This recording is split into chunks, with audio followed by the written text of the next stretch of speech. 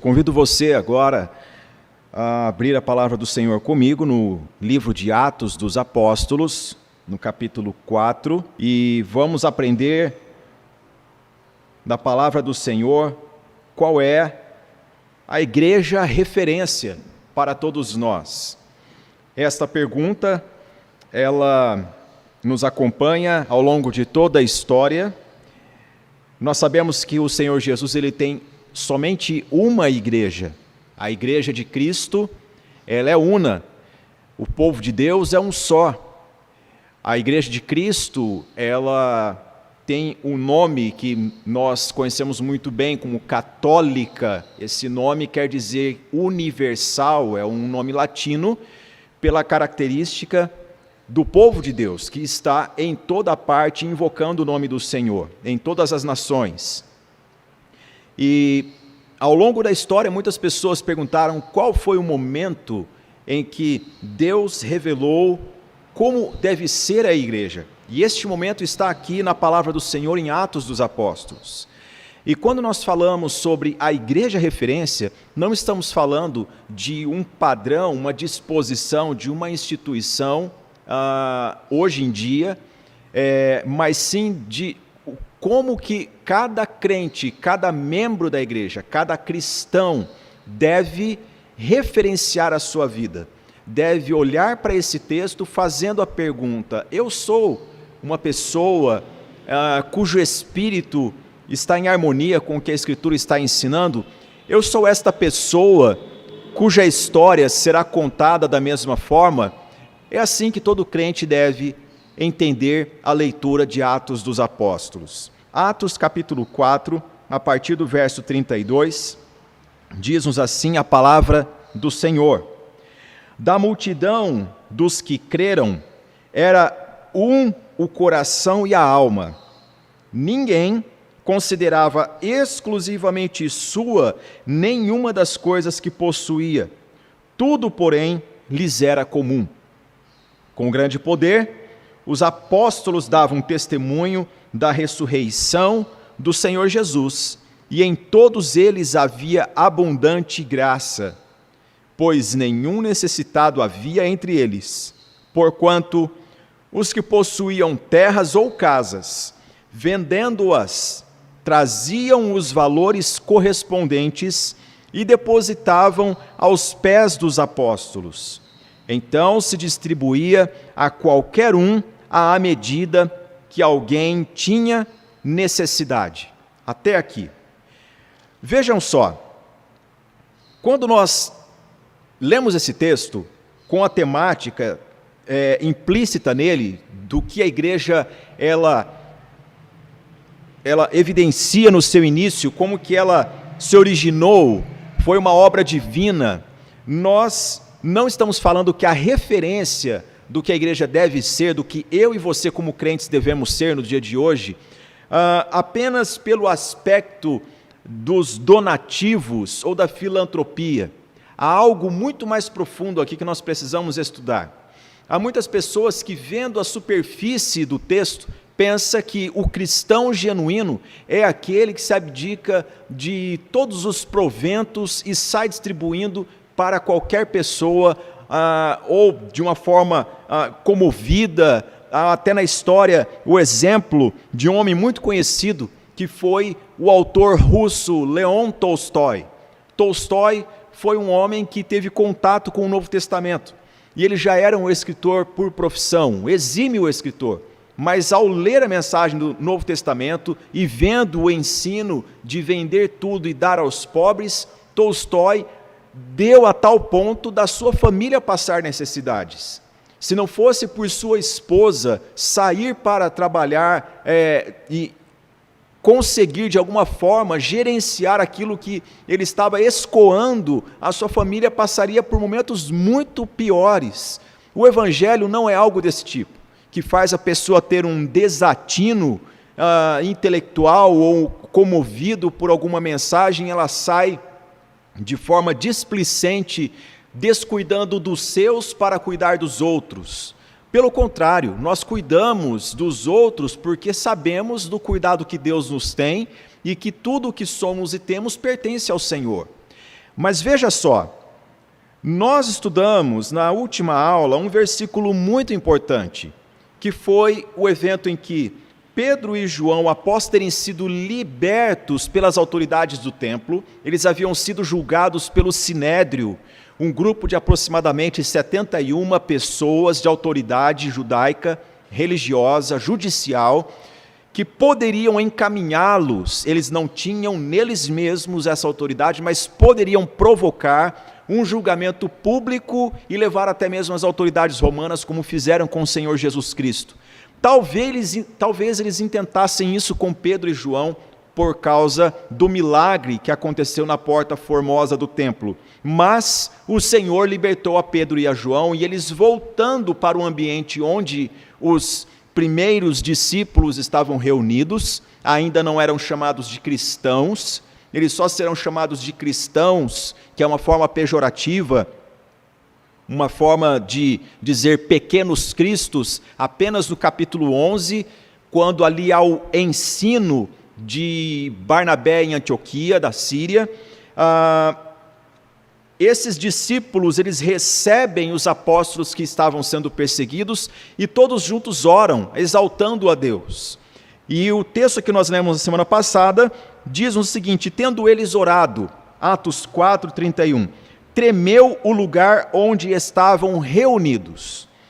Todos ficaram cheios do Espírito Santo e com intrepidez anunciavam a palavra de Deus. Nesse mesmo contexto da resposta da oração ter sido no ambiente físico, Deus evidenciando para a igreja que estava ali no seu nascedouro que o Senhor se fazia presente com eles, nesse mesmo contexto em que eles ficaram cheios do Espírito Santo e pregavam com intrepidez, Lucas narra como que era o caráter da igreja neste início. No verso 32, Lucas diz o seguinte: da multidão dos que creram, era o coração e a alma. Primeiramente, eu pontuo com vocês esta expressão que Lucas escreve: da multidão dos que creram. E nós perguntamos ao texto: que multidão é essa? Quando Lucas fala da multidão dos que creram, que multidão é essa? Ora, vamos voltar um pouquinho no nosso estudo bíblico? Vamos folhear primeiro o capítulo 1 de Atos dos Apóstolos, que nós já estudamos, mas agora é extremamente importante que façamos esta viagem pelas páginas da Bíblia Sagrada. O texto de Atos, no capítulo 1, no versículo de número 15, nos diz que eles estavam orando em Jerusalém. E diz-nos da seguinte maneira: naqueles dias levantou-se Pedro no meio dos irmãos, era assim que eles se denominavam. Ora, compunha-se a assembleia de umas 120 pessoas. Então, primeiramente, começamos com esse número de 120 pessoas, e aqui não está contendo crianças, outros membros de família que estavam presentes nesse ambiente, fala a respeito dos homens propriamente, porque era assim que era contado, algumas mulheres, como o caso de Maria mencionado, mas partimos desse número, de 120 pessoas. Que multidão é esta? Vamos então para Atos capítulo 2, logo após a pregação de Pedro, na descida do Espírito Santo, Atos 2, no versículo 41, nos diz: então os que lhe aceitaram a palavra foram batizados, havendo um acréscimo naquele dia de quase 3.000 pessoas. De 120, agora o número foi para quase 3.000 pessoas, uma obra que Deus estava fazendo. E note bem que esta adesão não foi por motivação pessoal ou rebelião, uma revolução social como um Bar Kokhba descrito na história judaica deste período. Pelo contrário, foi algo de Deus no coração das pessoas que eles aceitaram a palavra. Atos 2:41, então os que lhe aceitaram a palavra. Nós vamos meditar um pouquinho o que quer dizer isso, aceitar a palavra. E Por fim, nós chegamos em Atos capítulo 4, quando Pedro prega pela segunda vez. Em Atos 4, verso 4, nos diz: muitos, porém, dos que ouviram a palavra, a aceitaram, subindo o número de homens a quase 5.000. Ora, quando nós lemos em Atos 4:32, dizendo da multidão dos que creram, e nós perguntamos: que multidão era essa? É este povo que desde os 120 iniciais que estavam lá orando, eles foram se avolumando por uma obra do Espírito Santo no coração deles. E o que os fez parte desta multidão? O que caracterizou a conversão destas pessoas, dessa multidão? Primeiramente, vamos lembrar do seguinte: nós temos 5.000 pessoas, em média, contadas aqui por Lucas. Agora acrescente para cada uma dessas pessoas uma mulher e uma criança. O número de 5.000 pode facilmente chegar a quase 15.000 pessoas, numa relação social em que a principal seita judaica era formada. Flávio Josefo, historiador da época, nos diz que era de aproximadamente 6.000 membros, que eram os fariseus. O cristianismo começa com um boom de aproximadamente 15.000 pessoas, da multidão dos que creram. E eles creram em quê? O que os fez parte desta multidão? Veja só, desde os 120 que nós vimos iniciais em Atos dos Apóstolos, estes primeiros discípulos, eles eram pessoas que foram encontradas no ministério de Jesus. Eles tiveram um encontro com Jesus fora de casa. Pouquíssimas pessoas tiveram aquele momento de cura dentro do ambiente familiar, mas normalmente a coisa estava acontecendo na sociedade. Jesus, no caminho, ele curava, no caminho ele pregava, no caminho ele chamava pessoas para segui-lo. Então, o que caracteriza este povo, essa multidão, é que eles foram encontrados por Deus na vida comum. Eles estavam trabalhando, estavam andando, mas o Senhor os visitou e os chamou. Outra característica que nós temos é que todas estas pessoas que compõem esta multidão dos que creram foram atraídas por um ato divino. Elas foram atraídas por um ato divino. Não foi um conglomerado de pessoas dizendo: vamos fazer uma revolução social e provar que nós somos mais. Não, pelo contrário, eles eram pessoas amedrontadas. Se não fosse uma obra divina, eles não sairiam daquela pequena sala. Por isso que Jesus, ressuscitado, revelou-se a eles no recôndito daquela sala onde eles estavam. Essas pessoas foram atraídas por um ato divino. Jesus no caminho os chamou. Segundo, o Espírito Santo desceu sobre eles ali em Atos 2. Terceiro, houve a cura miraculosa de um homem que há mais de 40 anos era mendigo à porta do templo. Esta multidão viu, foi impactada por uma obra divina. E esta multidão, o que caracteriza ela é que eles aceitaram a palavra. Atos 1, versículo 2, diz-nos o seguinte: até ao dia em que... Vamos ler o versículo 1 para nós contextualizarmos. Lucas está dirigindo a palavra a Teófilo sobre a motivação dele em escrever Atos dos Apóstolos. Ele diz: escrevi o primeiro livro, que é o Evangelho de Lucas, ó Teófilo, relatando todas as coisas que Jesus começou a fazer e a ensinar, até ao dia em que, depois de haver dado mandamentos por intermédio do Espírito Santo aos apóstolos que escolhera, foi elevado às alturas. Vejam vocês que Aqui é uma palavra importante, até o dia em que, depois de haver dado mandamentos, os discípulos são pessoas que receberam mandamento de Deus, receberam a palavra de Deus.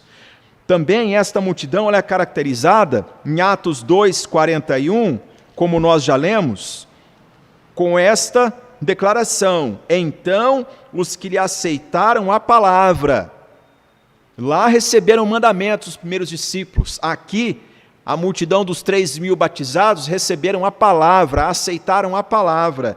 E aí, Atos 4, verso 4, nos diz: muitos, porém, dos que ouviram a palavra, a aceitaram. E que palavra é essa? Como nós já estudamos na aula, que falamos sobre o sermão do apóstolo Pedro, no livro de Atos, nós vemos 3 pontos distintos da mensagem de Pedro.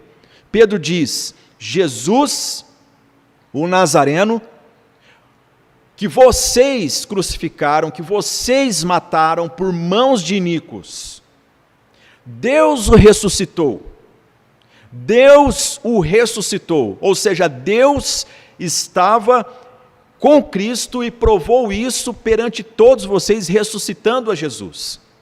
E vocês que mataram a Jesus, a esse a quem Deus ressuscitou, onde vocês estão? Vocês estão numa situação de amizade ou de inimizade para com Deus? Ouvindo isso, a multidão era compungida, a palavra é como se uma lâmina atravessasse o coração deles e eles se rendessem e buscavam arrependimento genuíno após essa pregação.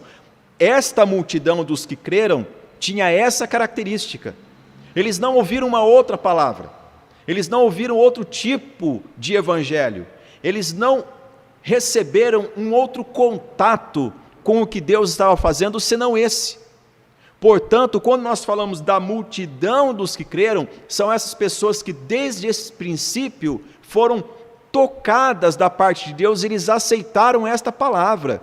Não foi uma aglutinação de pessoas ao entorno de uma igreja por propostas de melhoria de vida, do tipo: venha que seus problemas serão resolvidos, ou venha para a grande concentração de cura e de milagres. Pelo contrário, a pregação era: Deus enviou seu Filho, vocês o rejeitaram, vocês o mataram, mas Deus o ressuscitou. E aí, de que lado vocês estão?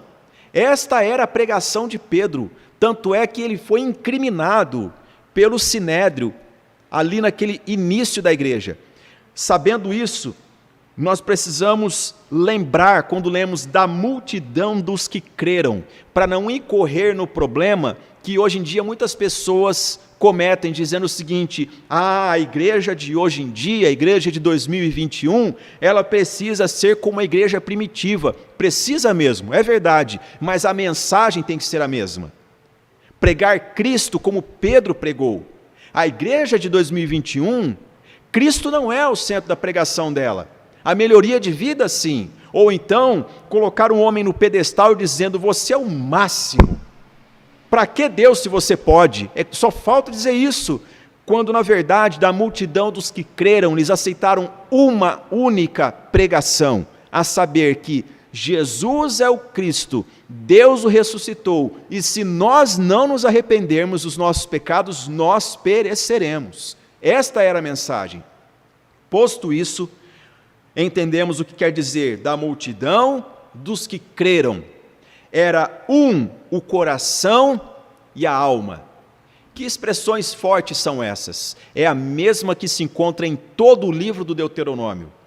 Quando Moisés faz a lembrança da lei para o povo, Moisés está se despedindo do povo e faz o povo a ratificação da aliança, prestes ao povo adentrar a terra prometida. Ali há uma ênfase em Deuteronômio de amar a Deus de todo o coração e toda a alma. Quando o escriba procurou ao Senhor Jesus, buscando saber sobre vida eterna, a mensagem também foi a mesma: ame a Deus de todo o teu coração, de toda a tua alma. E aqui Lucas está trazendo uma mensagem que era muito comum no meio do povo de Deus. A relação com Deus é de coração e de alma. A palavra grega aqui para coração é cardia. cardia e psique. Quer dizer o quê? É que a nossa afeição, ela é una. E a nossa mentalidade, ela pode ser una também.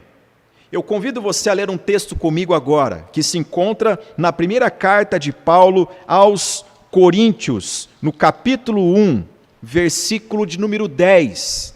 O apóstolo Paulo escreve assim, 1 Coríntios 1, 10. Rogo-vos, irmãos, pelo nome do nosso Senhor Jesus Cristo, que faleis todos a mesma coisa, e que não haja entre vós divisões. Antes, sejais, olha que palavra forte, inteiramente unidos, na mesma disposição mental e no mesmo parecer.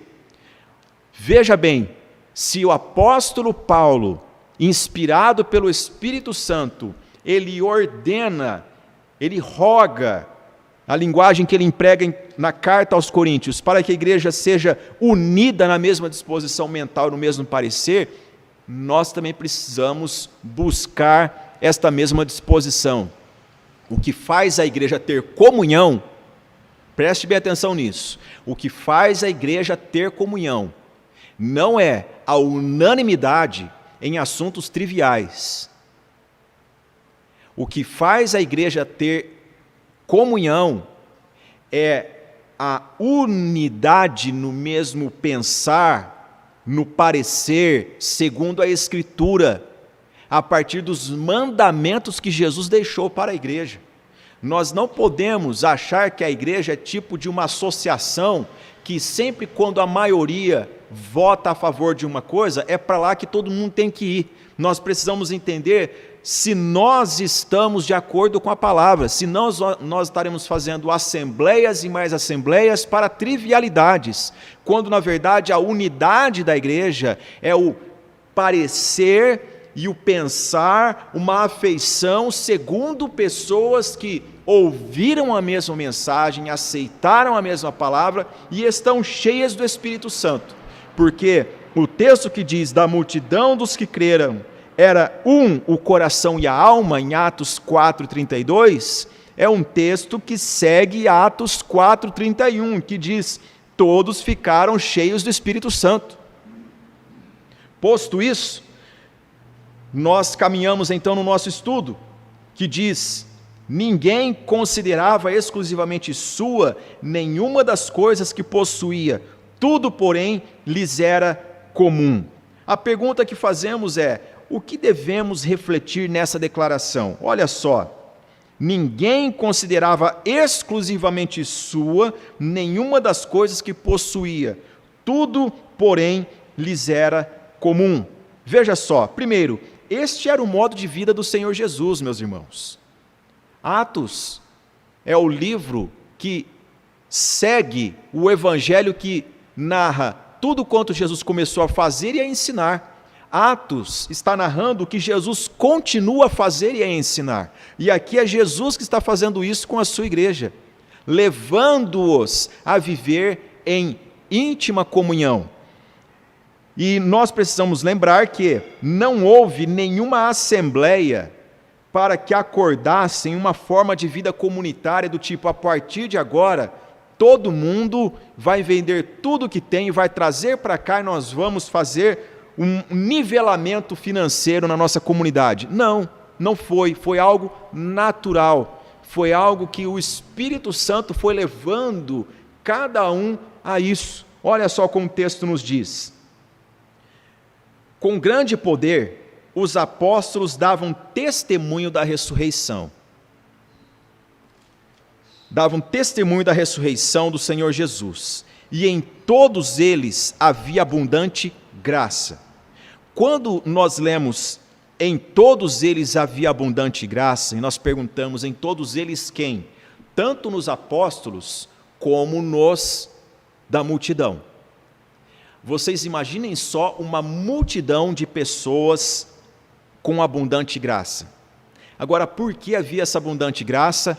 Porque eles foram convertidos pela mesma mensagem, eles aceitaram a mesma palavra, eles eram pessoas cheias do Espírito Santo, e algo importante, aqui, há uma mensagem. A mensagem é: Jesus está vivo. Ser parte da Igreja de Cristo, dizer eu sou da Igreja de Cristo, nos compele a comparar se nós realmente somos parte de um ambiente comunitário que tem a mesma mensagem: Jesus está vivo. Ele vive hoje. Ele acompanha a história.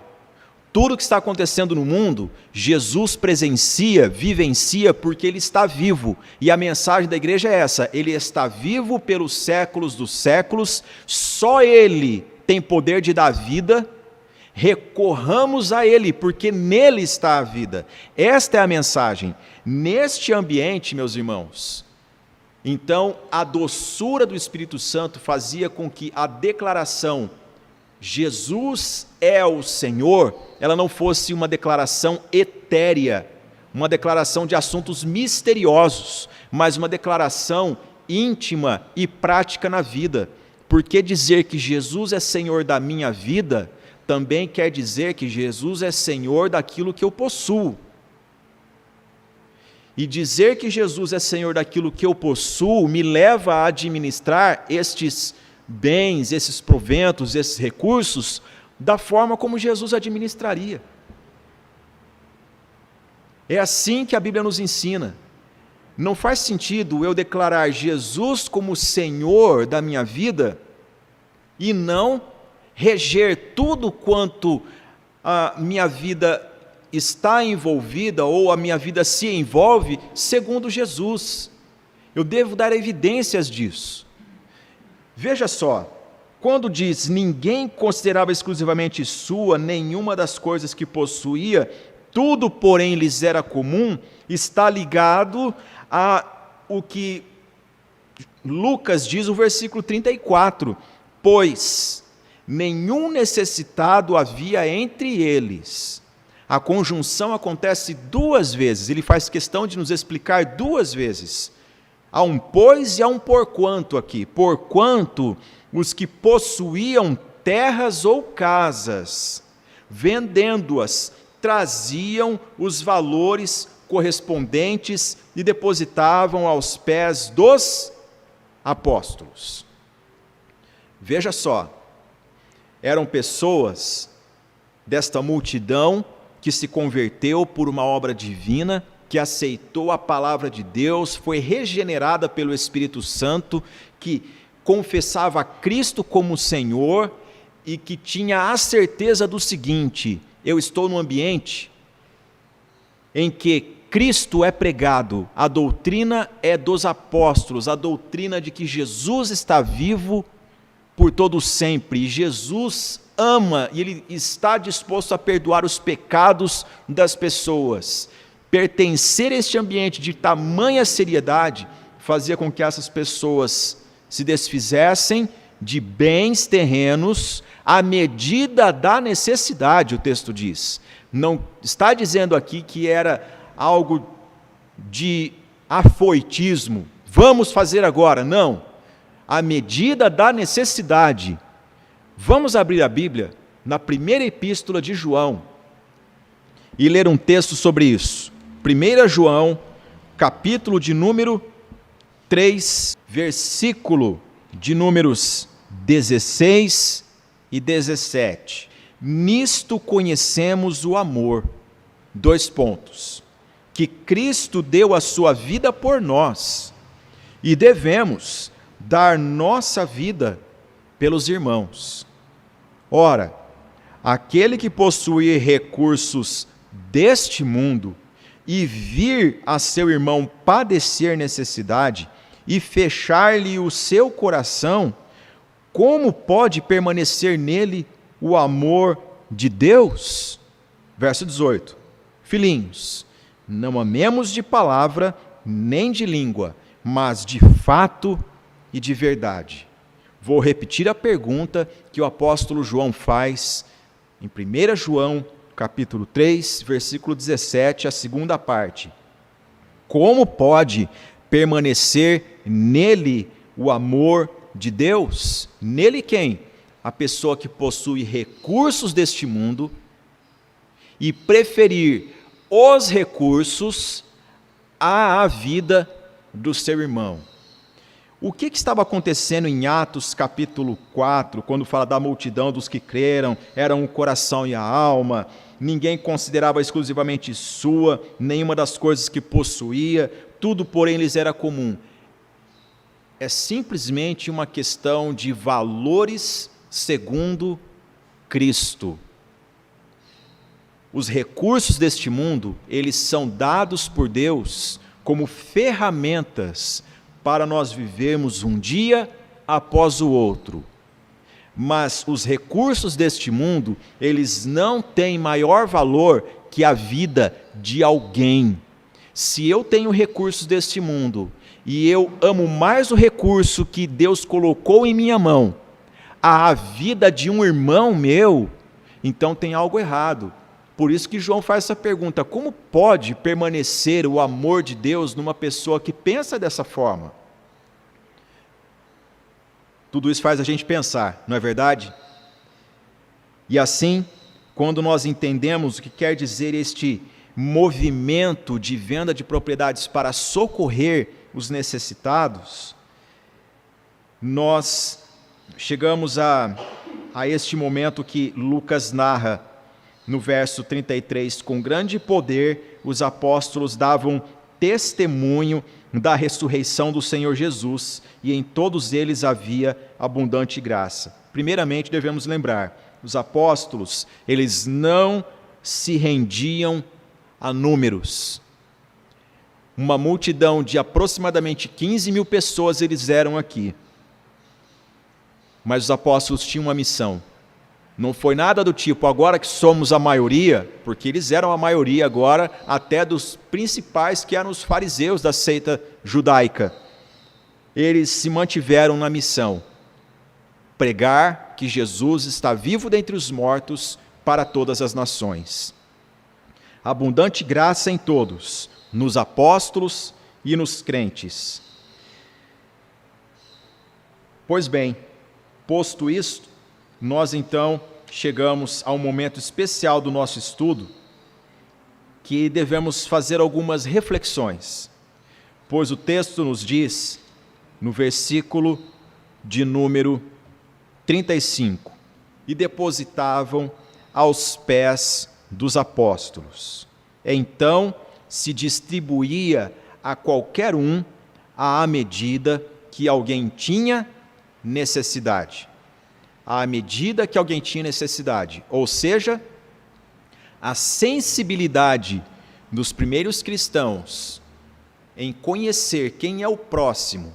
Aqui está falando de um comportamento intra-eclesiástico, é dentro da igreja que isso está acontecendo. A sensibilidade de ver o irmão, a situação dele, fazia com que pessoas se desfizessem de algo e trouxessem até este ambiente, quando em Atos e no Novo Testamento nós temos a expressão aos pés dos apóstolos, também aduz ao ensino.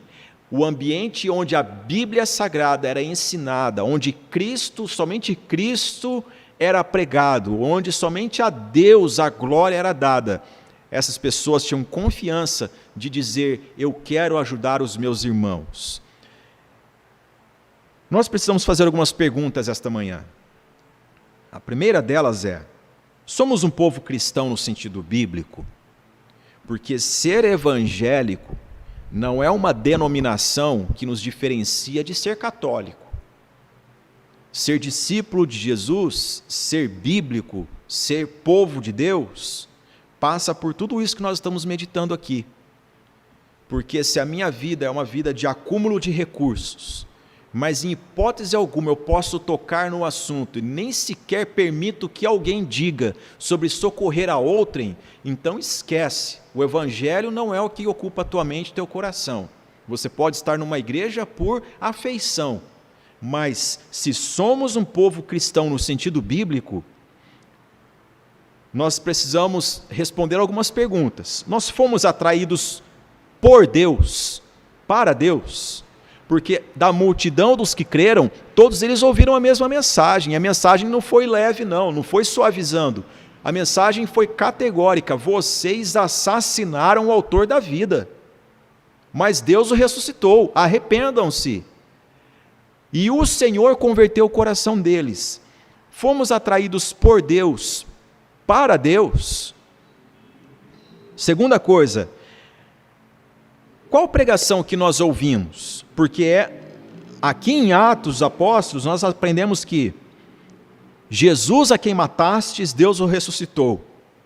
Arrependam-se, clamem a Deus por suas vidas e sejam batizados para que vossos pecados sejam cancelados. Ou seja, o batismo não era simplesmente um rito, mas era uma impressão, uma convicção viva de unidade com Cristo. É isso que quer dizer a doutrina do batismo. Nós aceitamos a palavra de Deus para nos tornar parte desta multidão dos que creram. A segunda esfera de reflexão que nós devemos fazer a partir desse texto é: você conhece pessoas que congregam com você? Porque o texto está dizendo sobre conhecimento. À medida que alguém tinha necessidade, pessoas se desfaziam para ajudar. Isso quer dizer pertencimento a uma comunidade cristã local, sabendo que Deus me plantou neste lugar para a glória do seu nome, e isso me faz uma pessoa sensível à necessidade do meu irmão, porque não faz nenhum sentido o meu irmão estar com fome e eu até mesmo num culto ouvir a barriga dele roncando e eu virar para ele e dizer: Deus te abençoe, vá na paz do Senhor para a tua casa. Ou então uma pessoa passar por necessidades e dias a fio, e nós cristãos temos conhecimento da necessidade dessa pessoa, e até mesmo a pessoa chorar para nós, e nós dizermos: eu vou orar por você. Quem está com o estômago vazio precisa de comida. A oração, sim, ela é importante, nós vamos fazer, mas de pão. Nossa dificuldade está nisso. Jesus ensinou seus discípulos: se o teu inimigo tiver fome, dá-lhe de comer. Mas hoje a igreja não quer dar de comer nem mesmo aos seus amigos, aos seus irmãos, quanto mais aos seus inimigos. Ela está bem distante daquilo que é mandamento de Jesus. Nossos relacionamentos, eles são como fios condutores. A igreja é um ambiente onde nós nos relacionamos. E nesse ambiente que nós nos relacionamos, Deus nos dá a capacidade de servir mesmo, de serventia ao próximo. Não é satisfazer caprichos de alguém, mas é fazer a pergunta: o que é vital para esta pessoa? Comer, vestir-se, ter um abrigo, estar suprida. Isso é vital, isso não é capricho, isso não é sonho, não é porta da esperança. Isso é coisas que são elementos da vida que mantém o outro em saúde e em vida. Quando nós fazemos essa pergunta, nos tornamos sensíveis para a necessidade do próximo. E os nossos relacionamentos, eles são como esses fios condutores, que quando nós acionamos o interruptor, acende uma luz. Relacionamentos são assim. Relacionamentos saudáveis iluminam. Nossa qualidade de vida ministerial e de serventia no meio da multidão depende da qualidade de relacionamentos que nós desenvolvemos. Deus não usa pessoas que se relacionam mal. Gente que não se importa com o estado do outro, esta pessoa não vai ter oportunidade de testemunhar na terra dos viventes nada no que diz respeito: Deus usou a minha vida.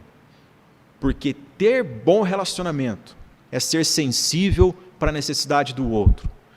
Mesmo quando o outro for uma pessoa que você note dificuldades, o amor cobre tudo isso. E você vendo a necessidade do próximo, dele comer, dele se vestir, você cede, você se torna instrumento de Deus. Porque ministério é isso, é o que Deus faz ao outro, através da minha vida.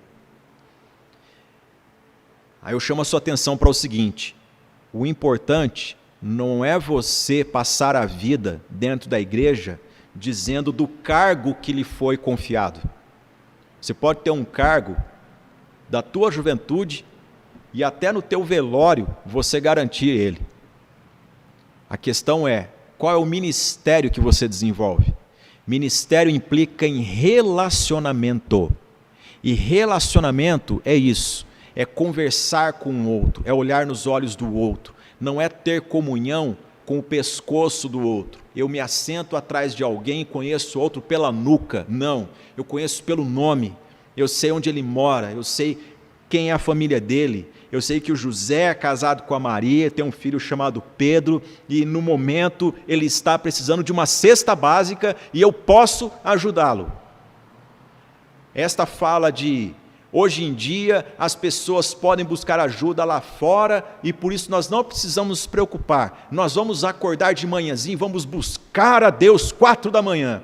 Pois é, isso é uma grande hipocrisia, porque Deus coloca pessoas necessitadas à nossa volta para que nós nos quebrantemos e sejamos sensíveis, para que sejamos instrumentos de Deus nessa geração. Sabe por que há na igreja pessoas que não dão a mínima hoje em dia para os relacionamentos? É porque não aceitaram a palavra de Deus, como essa multidão aceitou. Porque aceitar a palavra é saber que todos nós estávamos numa disposição de ter condenado o autor da vida. Éramos inimigos de Deus, mas o Deus que amou a minha vida também amou a vida do meu irmão. O sangue de Jesus nos lavou, nos limpou. Então os rótulos são removidos. É a palavra que nos diz o valor do irmão, não é a sociedade, não é o currículo dele. É a palavra que nos diz, que nos afirma que o sangue de Jesus, de fato, purifica. E eu não fico estabelecendo uma série de questionários e de perguntas se eu tenho pão na mão e eu posso levar até a boca de alguém. Eu simplesmente me torno um instrumento de Deus para ajudar esta pessoa. Você é uma pessoa atenta às necessidades do seu irmão? Sabe uma coisa que me preocupa como pastor? É que nós vivemos uma geração em que as pessoas, elas se sentem constrangidas de manifestar as suas necessidades dentro da igreja. Há pessoas, muitas vezes, que têm dificuldade de vir à igreja. Há pessoas que passam por dificuldades, a sua despensa está vazia. Há pessoas que estão perdendo o emprego, sim, neste mundo de pandemia. E, gente, entregar um currículo não é simplesmente imprimir um papel, ir na portaria de uma empresa e deixar lá. Às vezes é necessário que você tenha sensibilidade de saber o que teu irmão faz e o que a empresa em que você trabalha, ela oferece, e você ore juntamente com o teu irmão, e se estiver ao teu alcance, você pegar este currículo e interceder lá juntamente com alguém responsável por aquele departamento. Olha, eu tenho um conhecido que ele pode em muito contribuir nessa área. Podemos dar uma oportunidade para ele? Isso também é ser igreja. Isso também é ser igreja.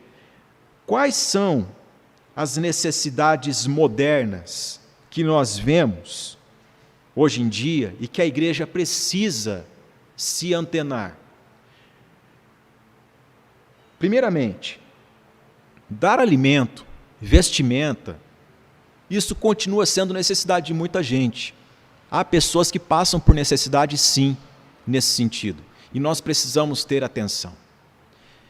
Também há pessoas que não têm condições de ir a um médico, de um medicamento. Mas, meus irmãos, eu vou falar algumas necessidades modernas que nós vemos, que há no seio da igreja, que nós precisamos ter sensibilidade. E eu gostaria que você decorasse 2 frases esta manhã. 2 frases. A primeira delas é essa. É que ministério é aquilo que Deus faz ao outro, através da minha vida. Vamos decorar essa frase? Ministério é aquilo que Deus faz ao outro, através da minha vida. Qual a base bíblica para isso? Vou dizer para você.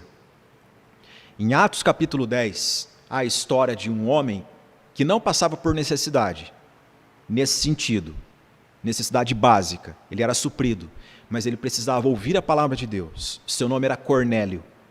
Ele era um homem piedoso. E numa visão, um anjo do céu apareceu a Cornélio. E a mensagem desse anjo foi, sabe qual?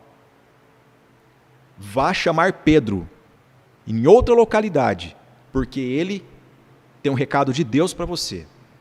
Veja só que coisa. Deus confiou a Pedro a responsabilidade de pregar a Cornélio, um homem que tinha tido até visão de anjo. Não faz sentido a igreja dizer assim, Deus vai mandar um anjo na casa do José e eu não vou precisar ir, de forma alguma, porque muitas vezes a necessidade do próximo, ela está ali para que eu e você sejamos ministros de Deus. É a palavra de Deus que assim nos ensina. Paulo, quando escreve aos Coríntios, ele diz isso: convém que os homens nos considerem como ministros de Cristo.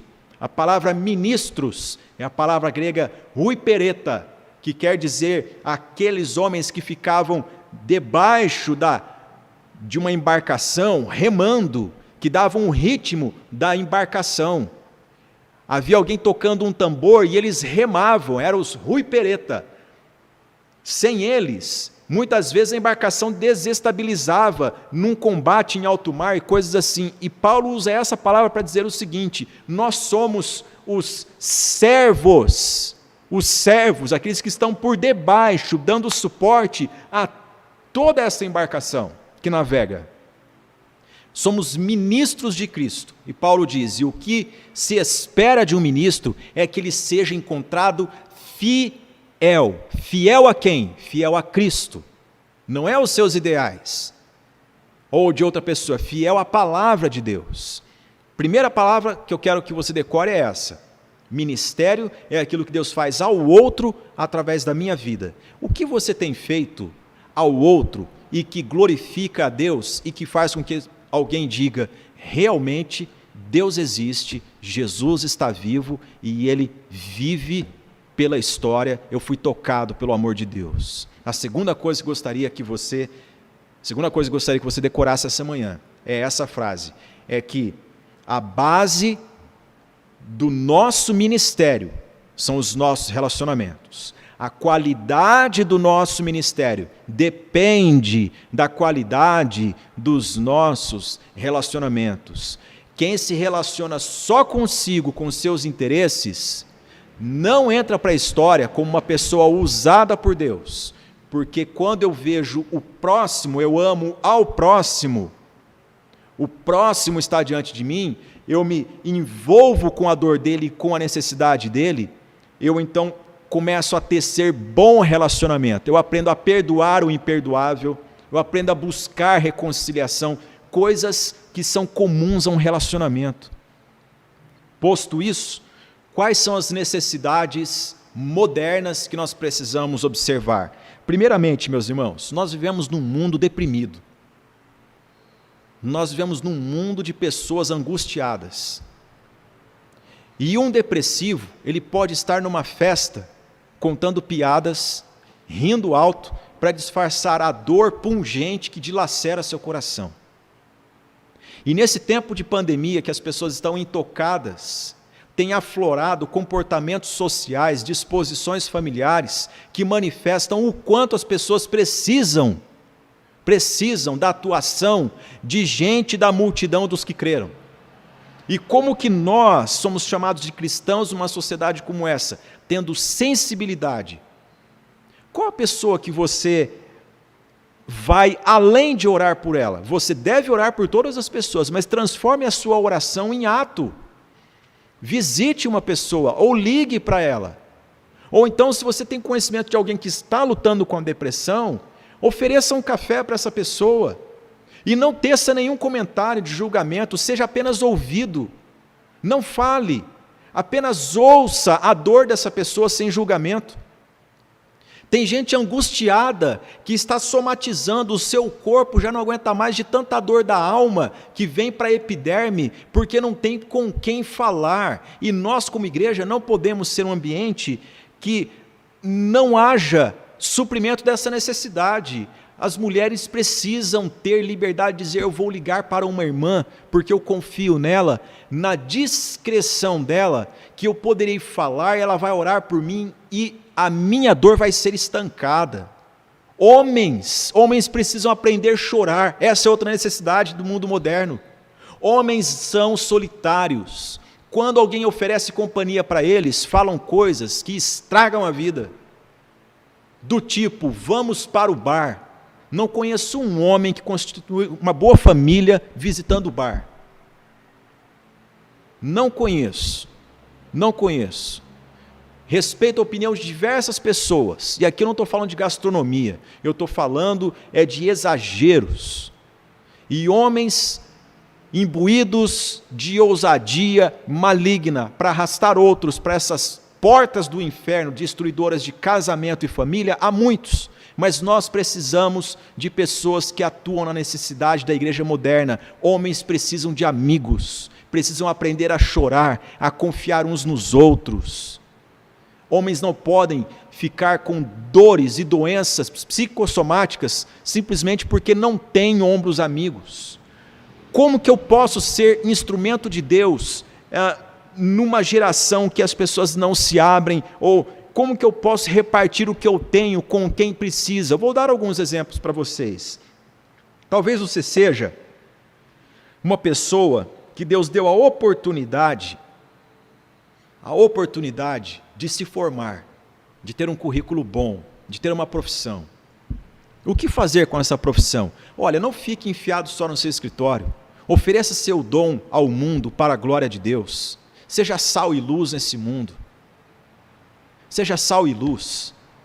Você é um fisioterapeuta. Se você der uma sessão para uma irmã idosa que está com dor na coluna, que está com dor não sei onde, articulação, não vai te fazer falta, pelo contrário, você vai glorificar a Deus, e Deus poderá abrir portas para você por conta disso. Eu conheço inúmeras pessoas que visitaram o gabinete pastoral e nós oramos juntos e saíram com essa decisão, e o Senhor mudou a vida de tais pessoas. Você pode ser um professor, e nesse mundo de pandemia, crianças estão retrocedendo no aprendizado. Eu conheço famílias que não estão nem aí para o aprendizado dos filhos. O filho perdeu 2 anos por conta do coronavírus, mas qual é o boletim? A mãe nem sabe, nem quer saber. E você é um professor, você é um pedagogo, você é alguém que tem alguma habilidade, numa disciplina em especial, e você pode oferecer seu dom. É uma forma de você suprir a necessidade de pessoas na igreja. Por isso eu pergunto: você conhece o seu irmão na igreja? Você sabe qual a necessidade da família dele? O que ela precisa? Não é só cesta básica, é medicamento, é roupa sim, são roupas. Precisamos suprir os de dentro, precisamos ajudar os de dentro, para também ajudar os de fora, para que sejamos coerentes com a palavra de Deus. E então, quando nós pensamos desta forma, nós entendemos o que Deus depositou no coração de homens na história, como um homem chamado John Wesley, cuja filosofia dele era essa: eu ganho tudo quanto eu puder, eu dou tudo quanto eu puder. Com essa filosofia, eu ganho tudo quanto eu puder, eu dou tudo o quanto eu puder, eu faço bem a todos quantos eu assim puder. John Wesley foi um homem que poderia ter ajuntado milhões, por sua inteligência, pelo seu ministério profícuo, pelo tanto de monta financeira que duques, que condes, que pessoas da Europa mandavam para as missões metodistas do século XVIII. Mas quando ele morreu, tiveram que pagar o caixão, porque John Wesley deixou a sua toga com a qual ele pregava publicamente, deixou um par de sapatos, uma Bíblia surrada, um óculos torto e uma chaleira. Com isso, não pagava o serviço fúnebre de John Wesley, mas ele custeou orfanatos para 3.000 crianças, para 2.000 crianças em Bristol e em tantos outros lugares. Montas de libras chegavam até ele, mas ele doava tudo quanto podia para a glória de Deus. Há homens ricos que viveram na mesma época que ele, que eu não sei o nome, mas o nome dele eu sei, porque a história dele me comoveu. E eu quero dizer para você o seguinte: só faz sentido nós dizermos que esta é a igreja referência, que nós devemos voltar para ela se nós entendermos que a mensagem que eles ouviram transformou o coração de tal forma que eles sabiam diferenciar os recursos que tinham em mãos com o valor que tem uma pessoa, que tem um irmão. Eu termino essa aula convidando você a orar, mas eu faço isso com o coração envolvido pelo teor dela, sabendo que estamos num mundo de pessoas que passam por necessidades, que precisam da nossa sensibilidade, e que nós, igreja, faz sentido dizermos, sou da igreja, se eu sei o nome de quem está ao meu lado, se eu sei da necessidade dele. Chamar alguém de irmão é lembrar desse texto aqui. Talvez haja pessoas na nossa comunidade que você possa ajudar. Haja alguém desempregado que você possa orientar em pelo menos como fazer um currículo. Talvez a pessoa não tenha nenhum preparo, ela veio de fora e ela está precisando de ajuda, você pode dar uma aula de Excel para ela. Não importa, faça para a glória de Deus. Coloque essa pessoa no mundo. Coloque essa pessoa com utilidade na vida, na sociedade. Faça isso, mas seja sensível. Seja sensível. Eu vou abrir meu coração a particularidade muito minha. Na minha vida pastoral, em 18 anos de vida pastoral, eu tive momentos difíceis. E eu me lembro que num dos momentos difíceis, em que eu pastoreava uma igreja que não podia me suprir, quem via a minha roupa não sabia que eu ganhava. Quem via a roupa da minha esposa não sabia que ela também ganhava. E certa vez, eu fui convidado para pregar num lugar e eu não tinha a passagem do ônibus para chegar naquele lugar. Mas um irmão, ele foi tocado da parte de Deus. E ele visitou a minha casa numa noite fria e ele levou algo simples, mas que para mim fez toda a diferença. Porque eu estava enfermo, com uma reação alérgica e era psicossomática também por toda a situação que eu estava vivendo, e ele levou um caldeirão de sopa, falou: pastor, está precisando de uma canja. Pastor, aqui também trouxe isso, porque eu sei que é uma boa sobremesa para a gente bater um papo depois. E pastor, está aqui um medicamento que fez muito bem para mim e pode fazer bem para você. Eu chorei com aquela visita, porque era exatamente o que eu precisava. A aparência, as pessoas poderiam dizer, está tudo bem. E eu queria esconder isso, mas houve uma pessoa que teve sensibilidade para aquele momento que eu estava vivendo. Aquele irmão, eu oro por ele, agradecendo a Deus pela vida dele, sempre, sempre e sempre. Porque eu vi Cristo visitando a minha casa naquela noite. Talvez você hoje seja tocado por Deus para fazer a mesma coisa por alguém. Não perca a chance, faça isso em nome de Jesus. Convido você agora a curvar a sua fronte, a fechar os olhos e a fazer a sua oração aí onde você está. Sabendo isso, que Deus nos usa através de relacionamentos. Ministério é o que Deus faz aos outros através da minha vida. Ministério é o que Deus faz aos outros através da minha vida. Não queira ter um cargo na igreja. queira ser um ministro do Evangelho na igreja. E ministério, a qualidade dele depende da qualidade dos nossos relacionamentos. Nós precisamos ter relacionamentos de qualidade, senão Deus não nos usará. Oremos. Senhor, graças te damos por esta manhã, por tua palavra, pelo teu ensino. E eu peço a Deus, a ti, graça para viver segundo a tua palavra. Perdoa-me dos meus pecados de omissão. Perdoa-nos, ó Deus, como igreja, dos nossos pecados de omissão. Ajuda-nos, Senhor. Ajuda-nos. Que neste mundo de julgamentos, que nesse mundo de tanta crítica, nós sejamos menos ríspidos, que nós sejamos menos radicais, que sejamos totalmente amáveis, que sejamos totalmente confiáveis pela atuação do Teu Espírito Santo em nós. Que pessoas tenham liberdade de, entre nós, na nossa família cristã, debruçar e dizer, me ajude, porque nós inspiramos confiança. Faça com que nós sejamos pessoas que inspiram confiança. Senhor, ajuda-nos, ensina-nos a dar pão a quem tem fome, a dar a quem tem sede, ó Deus, a dar roupa, Senhor, a quem está nu.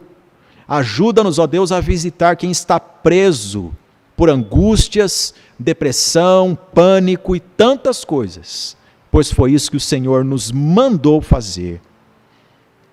Queremos ser parte da multidão dos que creram, cujo coração e alma eram enternecidos por Ti, ó Deus. Nós assim oramos, no nome santo de Jesus. Amém.